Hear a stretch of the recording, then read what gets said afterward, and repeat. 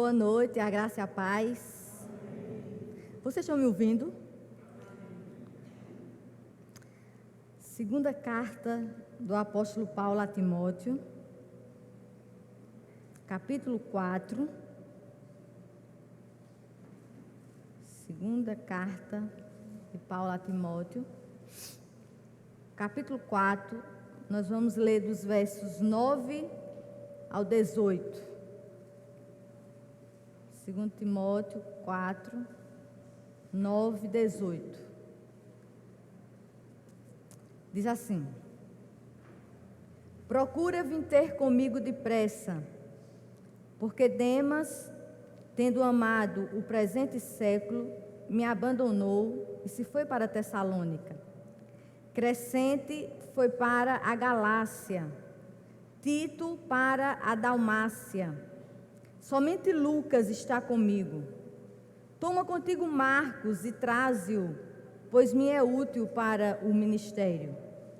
Quanto a Tíquico, mandei-o até Éfeso. Quando vieres, traze a capa que deixei em Troade, em casa de Carpo, bem como os livros, especialmente os pergaminhos. Alexandre, o latoeiro, causou-me muitos males. O Senhor lhe dará a paga segundo as suas obras. Tu guarda-te também dele, porque resistiu fortemente às nossas palavras. Na minha primeira defesa, ninguém foi a meu favor. Antes, todos me abandonaram. Que isto não lhe seja posto em conta. Mas o Senhor me assistiu e me revestiu de forças, para que por meu intermédio a pregação fosse plenamente cumprida e todos os gentios a ouvissem, e fui libertado da boca do leão. O Senhor me livrará também de toda obra maligna e me levará salvo para o seu reino celestial. A Ele, glória pelos séculos dos séculos. Amém. Senhor, nós te rendemos graça esta noite. Como foi dito aqui, é um privilégio termos as portas abertas da tua casa para nós, Senhor, como igreja, como irmãos, estarmos aqui para assim, prestar um culto a ti. Nós queremos te pedir nesta hora que tu possas vir ministrando as nossas vidas. Nos ajuda, Senhor, que nós possamos entender a tua palavra. A tua palavra, ela é simples, mas ela é profunda, ela é eficaz, ela é necessária, ela é o nosso alimento, ela é tudo para nós, Senhor. Fala conosco esta noite. É isso que eu te peço em nome de Jesus. Amém. Irmãos, se eu fosse dar um título a essa meditação de hoje, a própria Bíblia, ela já coloca um subtítulo antes desse versículo 9 que nós lemos. Vai dizer assim: o apóstolo Paulo, abandonado pelos homens e não por Deus. Então, o tema aqui já está bastante claro. Paulo foi abandonado pelos homens, mas ele não foi abandonado por Deus. Eu acho que todos nós que estamos aqui, eu acho que nós já sentimos essa sensação de abandono. Talvez nós não tenhamos sentido um abandono físico, mas essa sensação de abandono, ela pode ter vindo por causa de uma perda, por causa de uma traição, por causa de alguma situação que nos dá medo. E é interessante que eu acho que desamparo, ele anda junto com essa sensação de abandono, que todos nós sentimos algumas vezes. Esses dias eu vi um documentário sobre a vida de Marilyn Monroe.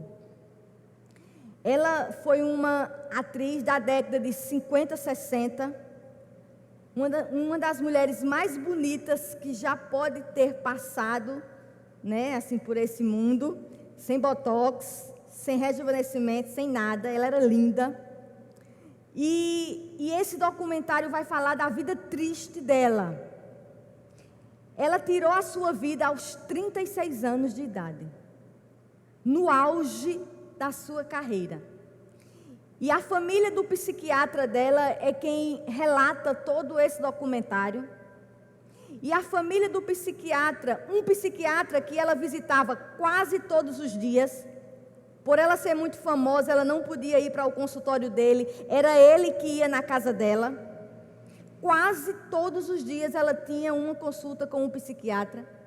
E a esposa do psiquiatra cedeu alguns laudos que o psiquiatra escreveu. E ele vai dizer ali que o problema que daquela mulher, que ao mesmo tempo era tão desejada, tão bonita, nunca ter conseguido construir uma família, nunca ter conseguido construir um relacionamento estável, maduro. Ela teve mais de 3 casamentos.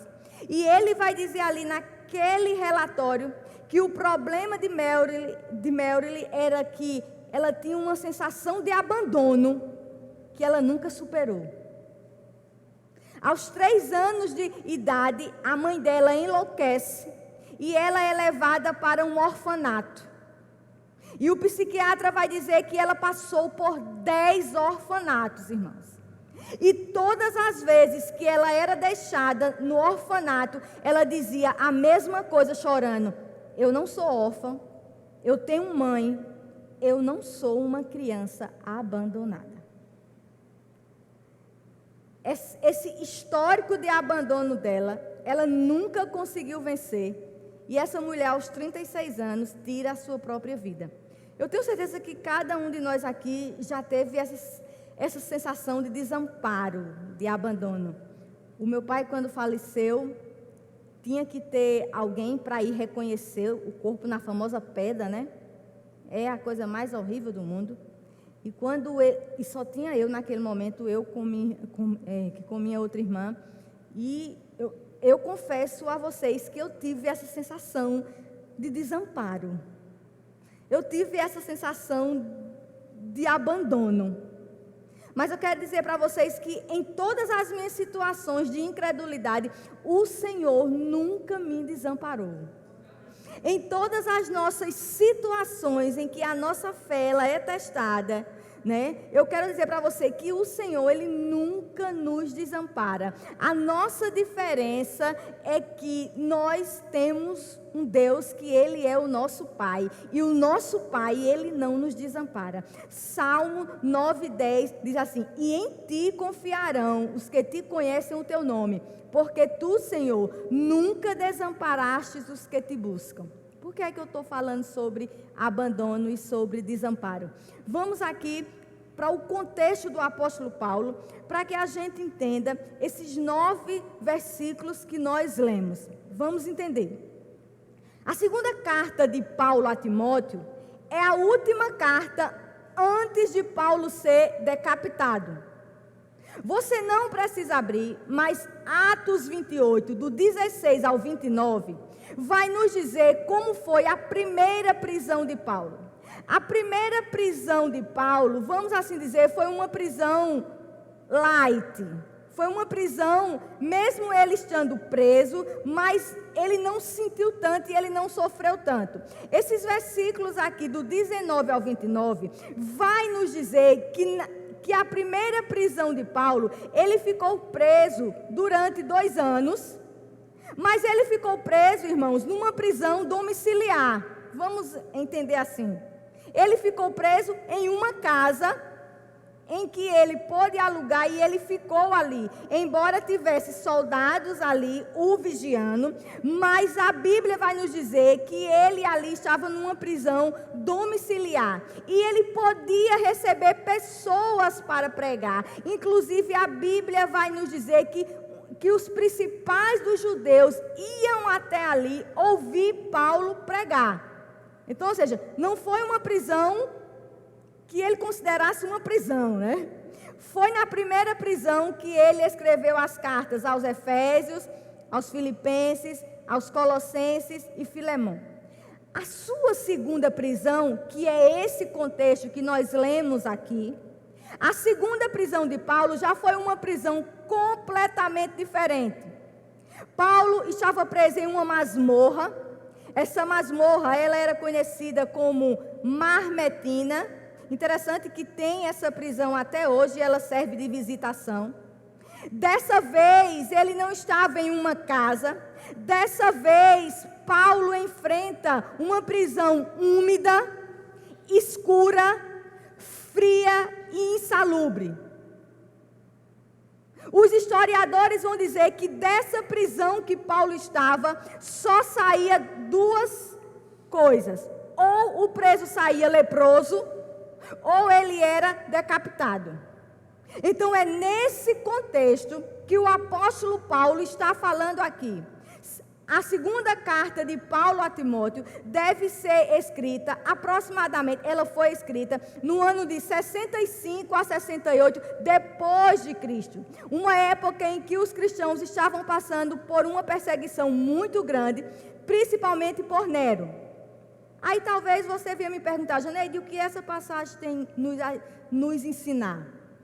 Como Paulo enfrentou esse momento final da sua vida?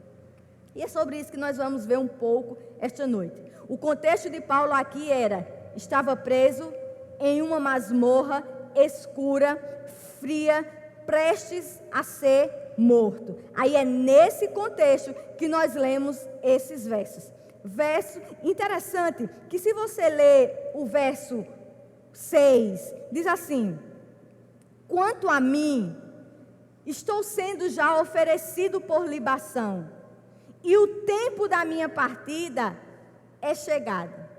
Irmãos, se você ler o verso 1 ao 5 do capítulo 4, você vai ver que Paulo, ele está orientando Timóteo a ser diligente no ministério. É como se Paulo estivesse dizendo o seguinte a Timóteo: Timóteo, você que vai ficar aqui, você que tem algum tempo a mais do que eu, deixa eu te dizer uma coisa, não desanime. Timóteo, pregue a palavra. Se eu tenho alguma coisa para te dizer antes de morrer, se eu tenho que te dar algum conselho edificante, eu quero te dizer uma coisa, Timóteo: pregue a palavra. Corrija as pessoas, porque haverá tempo em que as pessoas recusarão a verdade. O conforto de Paulo era encorajar Timóteo. Veja bem, irmãos, Paulo não chorou suas mágoas, Paulo não chorou os seus rancores e as suas decepções pessoais. Paulo teria motivo suficiente para dizer: Timóteo, olha a minha situação. Timóteo, olha como eu me encontro. Timóteo, você é jovem, pensa bem se vale a pena você permanecer no ministério. Timóteo, talvez seja melhor você prestar concurso. Timóteo, pensa em outra coisa para fazer, porque eu não sou exemplo. Olha como eu estou terminando a minha vida. Mas Paulo não fez isso. Até porque, irmãos, nós vamos ver aqui que emocionalmente e espiritualmente falando, Paulo era uma pessoa extremamente bem resolvida. E ele vai dizer aqui: quanto a mim, estou sendo já oferecido, verso 6, por libação, e o tempo da minha partida é chegada. Eu estou sendo oferecido por libação. O que é isso? Em Números 28:7 diz assim: a sua libação será a 4ª parte de um hin para o cordeiro. No santuário oferecerás a libação de bebida forte ao Senhor. O que era que acontecia? O povo de Israel, quando pecava, ia levar o animal para ser sacrificado pelo sacerdote. Antes do sacrifício, tinha que ser derramado sobre o animal bebida forte. Geralmente era vinho. Isso era chamado libação. O ato de você derramar vinho no animal antes dele ser oferecido. Aí olha que coisa linda. Aí Paulo, ele vai fazer uma comparação. Ele vai dizer que sua morte seria uma oferta a Deus. A morte dele seria em prol do sacrifício pela igreja. Em Filipenses 2:17, ele diz: mesmo que eu seja oferecido por libação sobre o sacrifício e serviço da vossa fé, alegro-me e com todos vós me congratulo. Ele vai comparar a morte dele, claro que ele aqui não estava jamais querendo se comparar com Cristo, mas ele aqui estava dizendo que a morte dele naquele momento era um sacrifício pela obra de Deus. E ele vai dizer: o tempo da minha partida é chegado. A morte para Paulo era como uma partida. A morte para Paulo seria a sua última viagem para a pátria celestial, para Canaã celestial, para Nova Jerusalém. Irmãos, que consolo quando nós perdemos alguém que nós amamos. Que consolo quando nós perdemos nossa esperança nesse mundo. Que consolo quando a doença bate à nossa porta. Que consolo quando a idade está chegando. Não se iluda. A velhice traz muito medo e desespero. Quantas pessoas na sua velhice não têm conseguido administrar o fato de estarem ficando velhas? Interessante que, se você puder ler esse livro, eu li um livro, Sem Medo da Minha Idade. É muito bom.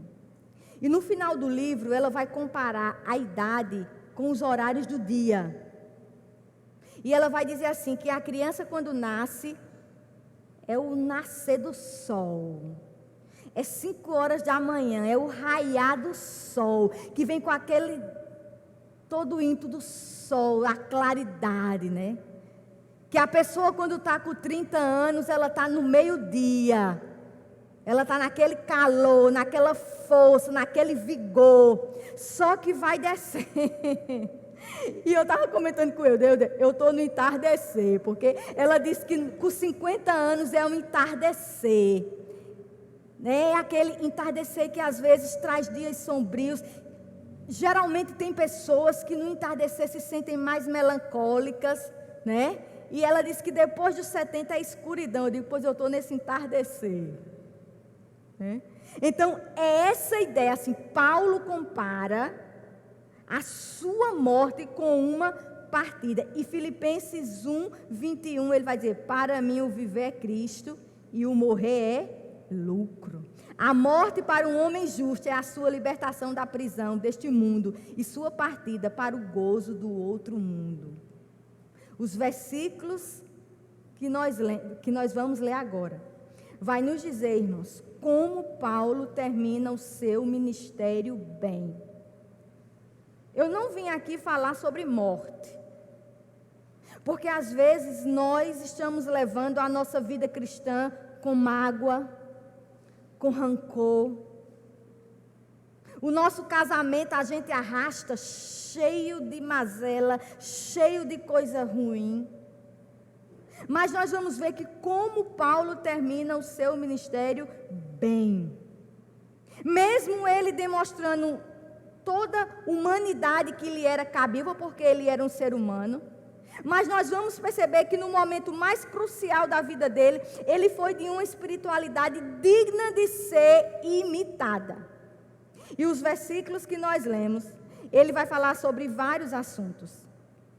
Assuntos que para nós muitas vezes podem ser pequenos, mas se a graça de Deus não estiver conosco, nós corremos o risco de terminarmos com amargura e com rancor.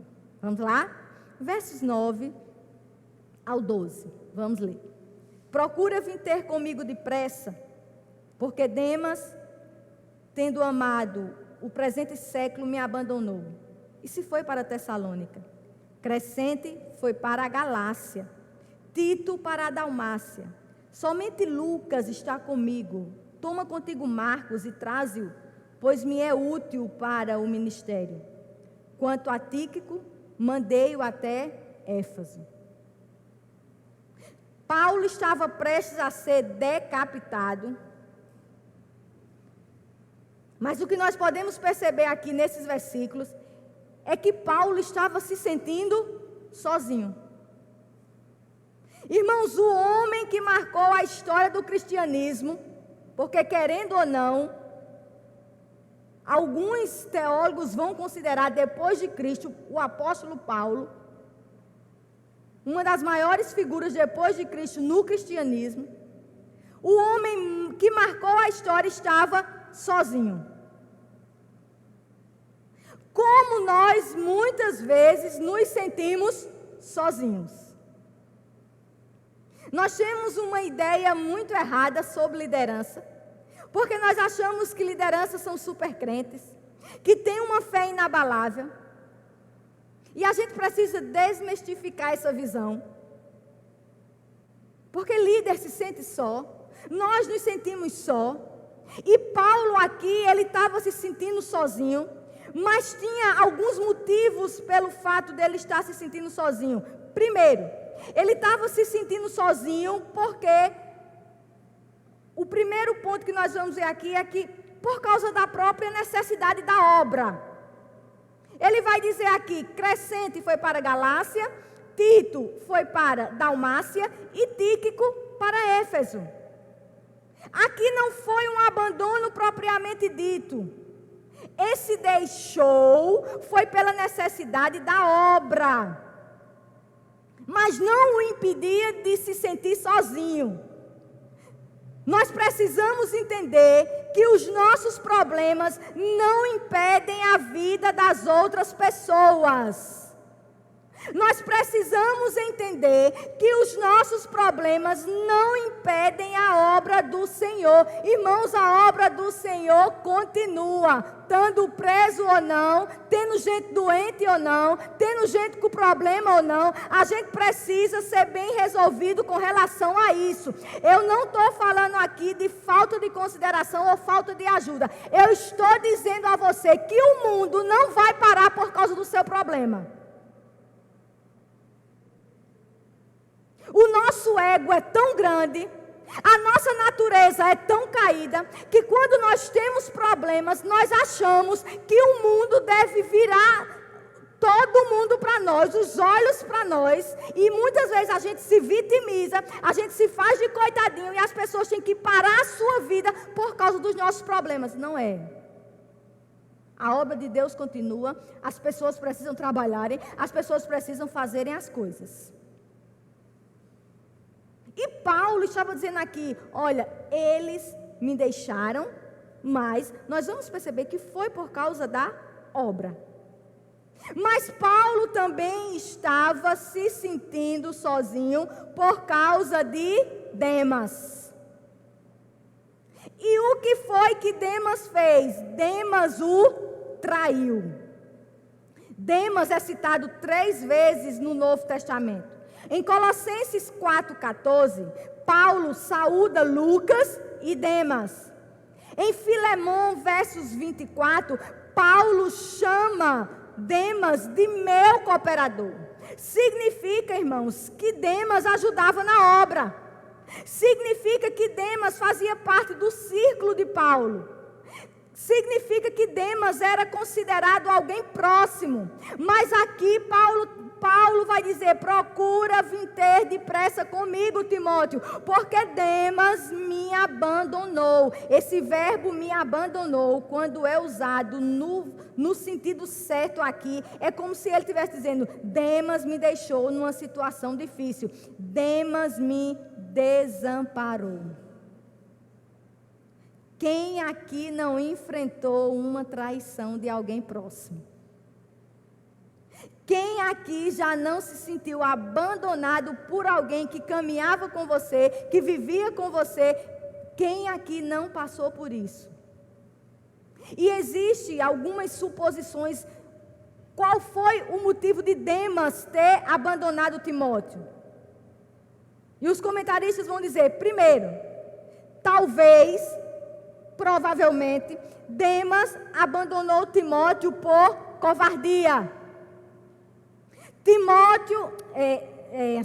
Paulo Paulo era prisioneiro, irmãos. E vamos entender aqui um pouco o contexto. Nero tinha colocado fogo em Roma. Alguns bairros de Roma ficaram desolados. E as pessoas estavam colocando a culpa nos cristãos. E talvez a prisão de Paulo tenha sido por causa disso. Dele ter sido um dos incentivadores do incêndio em Roma. Então, talvez Demas abandonou Paulo porque não queria ver o seu nome atrelado a ele. Irmãos, quando a gente está em evidência, todo mundo quer ser amigo da gente, né? Meu Deus, eu fico dizendo, Senhor, como a tua palavra, ela é atual. Quando a gente tem dinheiro, todo mundo quer ser os nossos amigos. Eu não lembro o ano, mas teve um ano que a Vinac fez a campanha, né? E fez Deus homem e mulher, e viu que era bom. Irmãos, quando eu vi as minhas 2 filhas chorando em casa, com medo de meu marido ser preso, ninguém queria mais estar perto da gente. O oficial de justiça atrás do meu marido, ninguém quer estar perto de quem está no olho do furacão. Isso se chama covardia. O povo de Deus precisa ser unido. A gente gosta de quem está perto de evidência. A gente gosta de tirar selfie de gente famosa. A gente gosta de tirar foto perto de gente famosa para postar no Instagram. Mas a gente não gosta de estar perto de pessoas que estão passando por grandes tribulações. Talvez, provavelmente, Demas tenha abandonado Paulo por causa disso. O mundo é cruel, mas nós não podemos ter essa mesma postura. Não se iluda.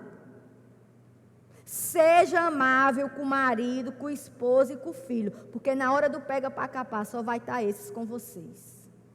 Não se iluda. Não se iluda. Às vezes as pessoas, olha, eu sou muito assim com essas coisas e eu nem se fala. Quando a gente percebe que está querendo, eu nunca me iludi com essas coisas. Porque eu sei que na hora H, quem vai estar comigo é marido e filho. Paulo ali estava sendo abandonado. Demas não queria ter a sua figura atrelada a Paulo. Aí talvez vão dizer que pode ser também, e ele vai dizer aqui, né?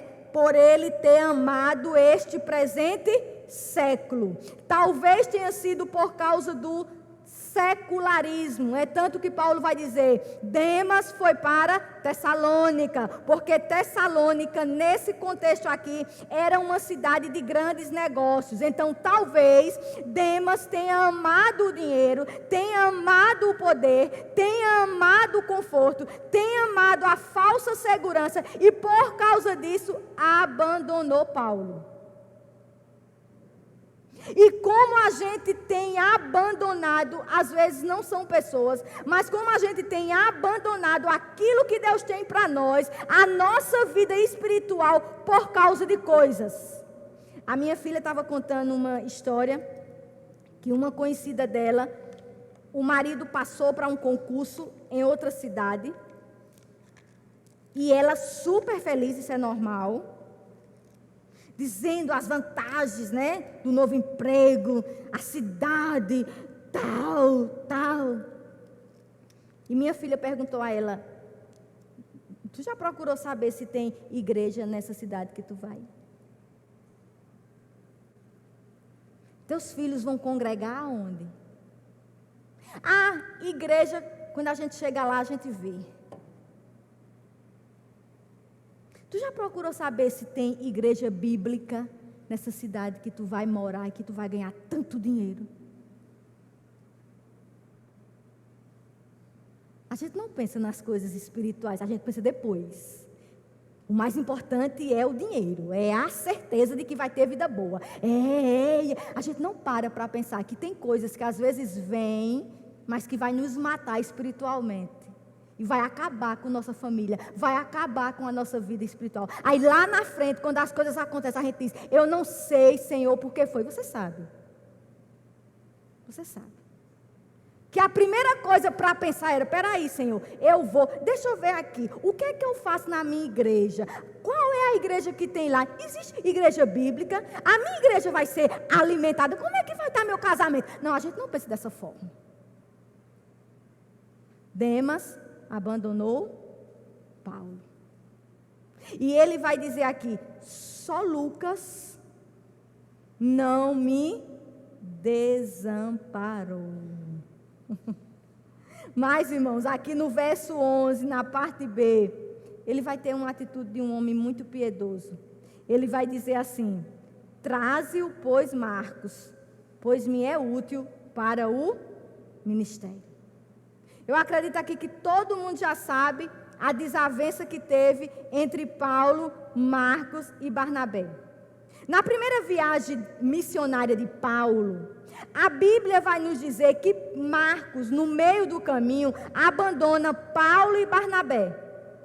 Na segunda viagem missionária de Paulo, Barnabé, ele vai dizer, olha, eu quero levar o meu primo Marcos. Aí Paulo diz, vai não. Em outras palavras, aquele que bateu o pino e voltou, que no meio do caminho, vai não.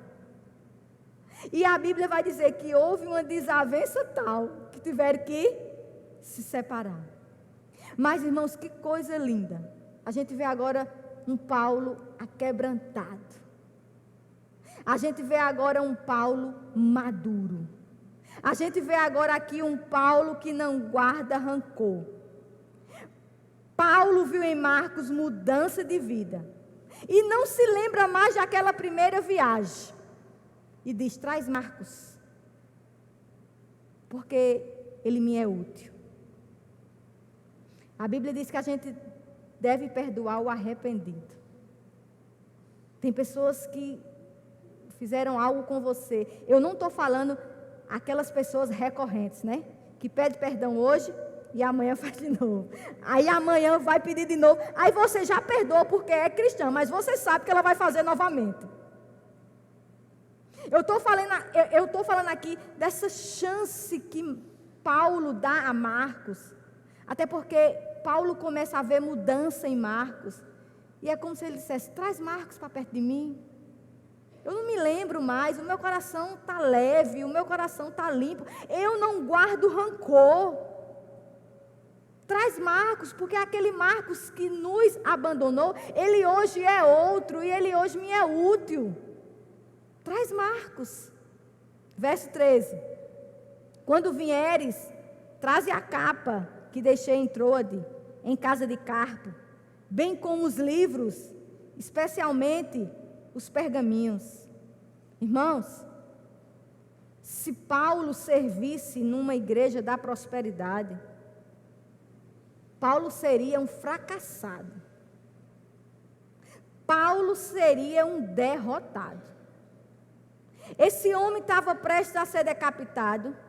Esse homem estava prestes a terminar o seu ministério terreno. O que era que esse homem tinha? Financeiramente falando, nada. Paulo não tinha aposentadoria. Paulo não tinha casa própria. Paulo nunca recebeu medalha ou placa de honra ao mérito. Paulo não tinha nada. Quais eram os únicos bens de Paulo? Uma capa e os livros. A capa era uma roupa simples, como ela é até hoje, que protege da chuva e do frio. E ele tinha os livros e os pergaminhos. Esses pergaminhos talvez fossem os originais de suas epístolas. Mas o que é que a gente aprende aqui? Prestes a morrer, aquele homem ainda queria estudar. Prestes a morrer, aquele homem ainda queria meditar. Um pastor falou para meu marido assim, eu não leio mais a Bíblia, porque eu já li tantas vezes que eu não preciso mais ler a Bíblia. Paulo ali, ele tinha motivos para não estudar mais, irmãos. A prisão era escura, estava perto de ser decapitado, mas Paulo entendia que a leitura das coisas de Deus, com certeza ia lhe fazer bem. A leitura da palavra de Deus iria aliviar sua alma. Meditar na palavra sempre terá benefício para quem lê. Que nas nossas dificuldades, que nos nossos momentos de abandono e de desespero, nós possamos ler a palavra, nós possamos buscar na palavra anelo e alento para as nossas almas. Interessante que Daniel 9 vai dizer que Daniel, quando lê Jeremias, e Jeremias está dizendo ali a ele que o cativeiro iria durar 70 anos, a Bíblia diz que ele começa a orar ao Senhor, porque ele ali sabia que o cativeiro tinha hora de começar, mas tinha hora de terminar. A história conta que Lutero, diante da perseguição de Roma, quando ele fez a reforma protestante, ele lê aquele texto lá de 1 Samuel, que diz que Ana, quando ora ao Senhor, o seu semblante já não era o mesmo, e disse que ele ali é renovado. Então, os desalentos das nossas vidas precisam ser sarados com a palavra de Deus. A palavra de Deus, ela é valiosa para o dia de desamparo, para o dia da dor, para o dia do abandono. Nós não podemos deixar de ler a palavra, mas é a primeira coisa que a gente faz, é deixar de ler a palavra, é deixar de congregar, é deixar de orar, é deixar de buscar o Senhor. E Paulo aqui faz diferente, traz a minha capa e traz os pergaminhos, versos 14 e 15. Alexandre, o latoeiro, causou-me muitos males. O Senhor lhe dará a paga segundo as suas obras. Tu guarda-te também dele, porque resistiu fortemente às nossas palavras. A solidão assolava Paulo, mas também, vamos assim dizer, gente ruim. E ele vai dizer aqui, Alexandre, a única coisa que ele fala de Alexandre é que Alexandre era latoeiro. Alexandre trabalhava com cobre. Aí os comentaristas vão dizer, possivelmente, não está na Bíblia, talvez Alexandre fosse construtor de imagens. Aí ele vai dizer, Alexandre causou-me muitos males. Esse muitos males no grego é a impressão de que Alexandre deu a informação de Paulo a outra pessoa. E os historiadores vão dizer que foi Alexandre que delatou Paulo para ele ser preso pela segunda vez. Aí ele vai dizer, o Senhor lhe dará a paga. Paulo aqui não soltou uma praga. Paulo aqui estava se referindo, irmãs, ao justo julgamento de Deus, que não falha. Se nós tivéssemos mais entendimento da palavra, quando as pessoas se levantassem contra nós, a única coisa que era para a gente dizer é, Senhor, dá a paga, a tua, porque tu és perfeito, porque tu és maravilhoso. Nós vamos nos encontrar com muitos traidores, com muitos invejosos, com muitas pessoas que querem nos fazer mal, mas que a gente possa descansar e dizer, Senhor, dá a tua paga. Deus cuidará de nós. Romanos 2,6 vai dizer, Deus retribuirá a cada um segundo o seu procedimento. Deixa para lá quem fala, quem quer puxar tapete, quem é invejoso, deixa para lá. O Senhor é quem cuida do seu povo. O Senhor cuidará por nós. Nós precisamos ter essa maturidade, que nós possamos pedir a Deus. É isso que tem faltado muitas vezes no meio do povo de Deus. Maturidade para fechar a boca, maturidade para não revidar, maturidade para esperar o tempo de Deus, acreditando que o nosso Deus vê todas as coisas e sonda o coração de cada um. Estão tramando, estão fazendo, estão pensando mal. O nosso Deus dará a paga a cada um segundo as suas obras. Meu Deus, que homem bem resolvido, que homem de coração limpo. Ele diz: Alexandre me trouxe muitos maus, mas que o Senhor tome conta. Irmãos, que o Senhor, e a única coisa que ele vai dizer a Timóteo é: fique longe dessas pessoas. Não queira convivência com pessoas invejosas. Não queira convivência com pessoas traidoras. Porque elas não nos fazem bem, elas nos fazem mal. Versos 16, 17 e 18. Na minha primeira defesa, ninguém foi a meu favor. Antes, todos me abandonaram. Que isso não lhe seja posto em conta. Mas o Senhor me assistiu e me revestiu de forças, para que por meu intermédio a pregação fosse plenamente cumprida. E todos os gentios a ouvissem, e fui libertado da boca do leão. O Senhor me livrará também de toda obra maligna e me levará salvo para o seu reino celestial. A Ele glória pelos séculos dos séculos. Amém. Irmãos, deixa eu fazer aqui uma pergunta para vocês. Paulo vai dizer aqui que na primeira defesa dele não tinha ninguém a seu favor. Deixa eu fazer uma pergunta para vocês. Será que não tinha uma testemunha para defender Paulo? Paulo estava pior do que alguns bandidos que eu conheço. Que teve um conhecido que já matou meio mundo de gente e foi absolvido. Sabe por quê? Testemunha de acusação. Quem é doido? Não tinha ninguém, só tinha de defesa. Então Paulo estava pior do que esse bandido que eu conheço. Irmãos, não tinha ninguém para defender Paulo. Onde estavam essas pessoas? Cadê as pessoas que das igrejas que Paulo fundou? Não tinha ninguém, irmãos. Ninguém para defender Paulo. Você já se sentiu assim? Que ninguém aparece para lhe defender? Na hora do pega para capar, corre todo mundo.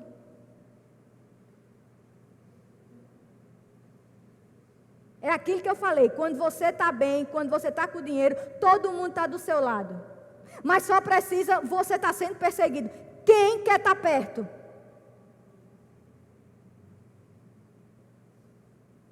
A gente viu isso essa semana, né? Irmão, a igreja tem que defender, irmãos. Não é dizer que fez o certo, não. Mas é não jogar mais para o buraco. É dizer, errou, peça perdão, mas se precisar de mim, eu estou aqui. Sabe por quê, irmãos? Porque ontem foi outras pessoas, amanhã pode ser eu e você. Mas nós não temos essa visão. A gente fala mal, a gente tosse, a gente diz, eita, olha aí que eu não disse, eita, que o irmão dele vai ter grana. Gente, cadê o povo para defender Paulo? Não tinha ninguém. Na minha primeira defesa, ninguém foi ao meu favor. Segundo Timóteo 2,9, ele vai dizer, eu estou com algemas, como um malfeitor, como um preso, como um assassino. Irmãos, quanta ingratidão com esse homem. Eu acho que ingratidão talvez seja a pior coisa que a gente sente, que a gente não sabe administrar. A Bíblia também fala sobre sobre ingratidão com Davi. Davi está fugindo de Saul. E Deus diz: o povo de Keila está para ser invadido pelos filisteus. Vai lá e ajuda. Quando Davi vai contar para os homens, aí que os homens dizem: oh, Davi, a gente já está fugindo e ainda vai proteger. Não, mas eu consultei o Senhor. Vai lá. A Bíblia diz que Davi vai, salva o povo de Keila, chega ao ouvido de Saul que Davi está numa cidade murada. Aí Saul diz: vou pegá-la agora. Mas o interessante não é isso, é que chega aos ouvidos de Davi que o povo de Keila, que ele protegeu, ia entregar. E Davi não acredita. Davi pergunta 2 vezes: Senhor, o povo de Keila vai me entregar? Vai. Senhor, eu vou te consultar de novo. Senhor, aquele povo que eu não tinha nada a ver com a história e salvei, vão me entregar? Vão.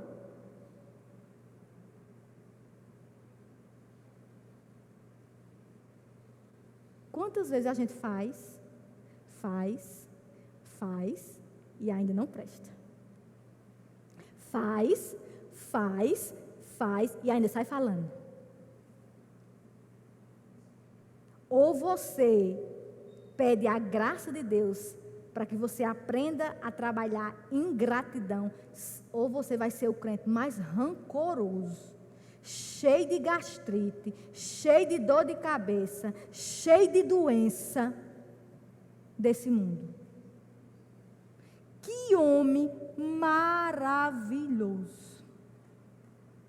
Abandonado, aquele que plantou as igrejas, aquele que deu a vida, aquele que levou uma surra tão grande que foi dado como morto. E a Bíblia diz que quando ele se levanta, ele vai continuar a fazer o que Deus tinha mandado ele fazer. Aquele homem agora ali não tinha ninguém a favor dele. Aí eu e você, porque varreu a igreja, uma vez perdida, quer ter reconhecimento. Eu e você que fez uma vez na vida algo, se não disser o nosso nome, a gente deixa de vir. Olha só. Olha só o que é que ele diz. Na minha primeira defesa, ninguém. Aí ele diz: mas olha, que Deus não coloque isso neles como pecado. Meu Deus. Paulo termina seus dias sem mágoa, sem rancor, com o coração limpo.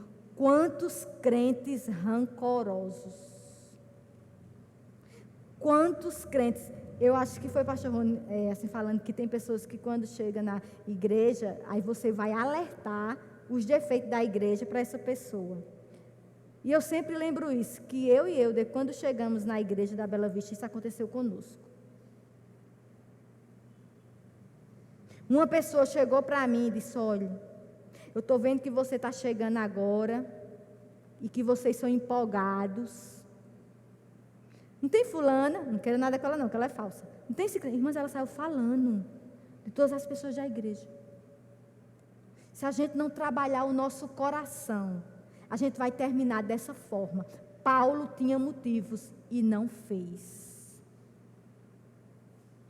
Pelo contrário, eu conheci que uma pessoa, ela fez pedagogia comigo, e ela contava que a sogra dela, e eu nunca esqueci essa história, a sogra dela morava numa fazenda, era muito rica, e criou a filha do caseiro, desde pequena, e botou para dentro de casa, criou como filha. Quando a menina fez 18 anos, o marido dessa mulher trocou ela por essa menina de 18 anos. E disse que ela tinha um rancor tão grande, quando ela falava desse assunto. E ela começou a adoecer. E ela morreu. E o médico reuniu a família e disse: eu não tenho laudo para dizer de que sua mãe morreu. Porque pela minha experiência, sua mãe morreu de rancor. de ódio, de amargura.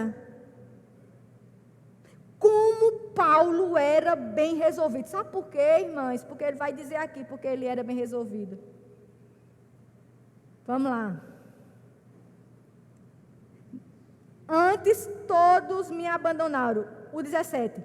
Mas o Senhor me assistiu e me revestiu de forças, para que por meu intermédio a pregação fosse plenamente cumprida e todos os gentios a ouvissem, e fui libertado da boca do leão. Ele está dizendo: todos me abandonaram, sim. Eu estou sozinho, sim, porque eu sou humano. Eu tenho sentimento. Mas deixa eu dizer uma coisa para vocês. Sabe por que eu não guardo rancor?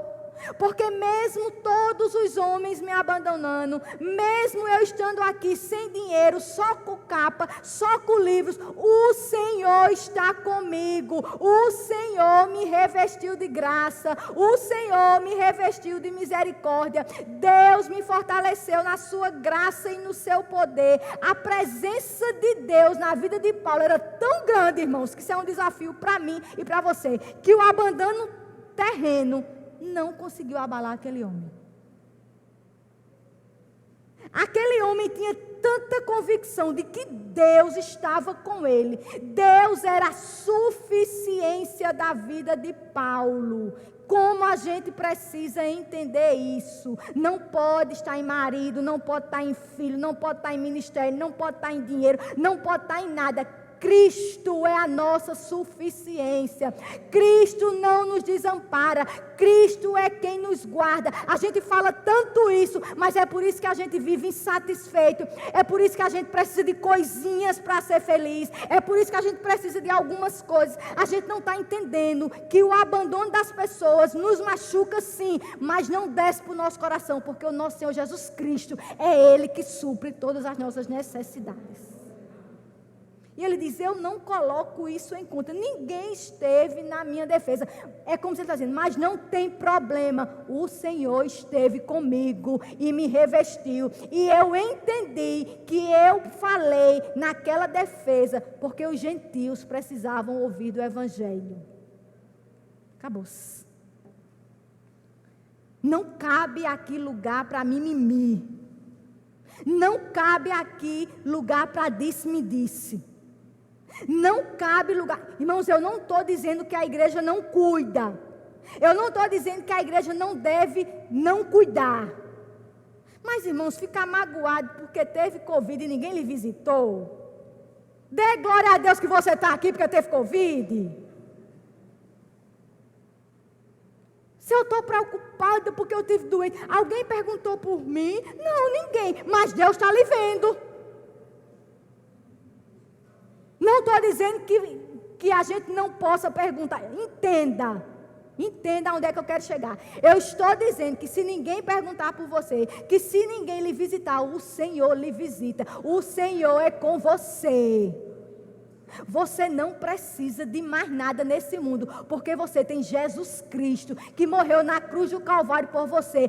Paulo entendia isso. E aquele homem termina de uma forma gloriosa. Irmãos, tocaram no corpo daquele homem, porque ele foi decapitado. Mas não tocaram na alma. Não tocaram na fé. Que a gente possa pedir: Senhor, não permite que a nossa fé em Ti tenha dúvida, que a nossa fé seja questionada por causa dos nossos problemas.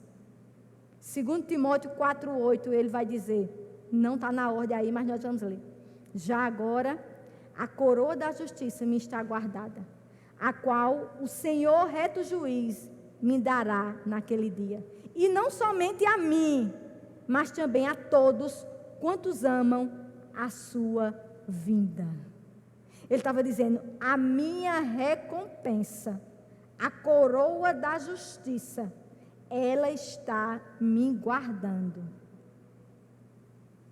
Eu não estou preocupado se ninguém estava na minha defesa. Mas a coroa da justiça, comprada pela justiça de Cristo, na cruz do Calvário, está guardada. A coroa é para aquele dia, não é para agora. Nós somos herdeiros, nós temos uma herança. E Paulo estava dizendo, eu não estou preocupado se alguém esteve comigo, se ninguém esteve comigo, eu não estou importando isso. O que me importa é que eu tenho uma coroa que será dada para mim, comprada na cruz do Calvário.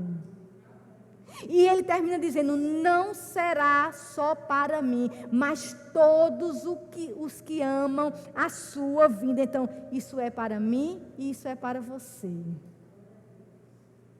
E ele vai terminar dizendo, como você está no corredor da morte, vamos assim dizer, e você termina dizendo, a ele glória pelos séculos dos séculos. Amém. O nosso desafio hoje, irmãos, é vencer esse egocentrismo, é vencer a nossa carne, essa necessidade de ser visto, essa necessidade de reconhecimento que nós temos. Essa necessidade que nós temos de fazer alguma coisa e imediatamente alguém nos elogiar, alguém reconhecer aquilo que a gente faz. E a gente vai adoecendo. Isso é no casamento, isso é na criação de filhos, isso é no trabalho, isso é na igreja, isso se estende para a nossa vida espiritual. E a gente está levando uma vida espiritual murmuradora, reclamona, cheia de rancor, porque a gente não tem entendido que Cristo é quem é a nossa suficiência. Na minha defesa, ninguém esteve comigo, mas o Senhor não me desamparou. O nosso Senhor não nos desampara. Eu sei que isso é típico nosso. A gente se sente em algumas situações sozinhos, desamparados, desolados, sem chão. Mas eu quero dizer a você que mesmo nessas situações, o Senhor não desampara a sua igreja. Porque a sua igreja foi comprada com sangue, com derramamento de sangue, com sacrifício. E isso nós precisamos nos apegarmos a essa promessa. Isso é promessa, isso é vitória de que nós não estamos sozinhos aqui. Que Deus nos abençoe. Amém.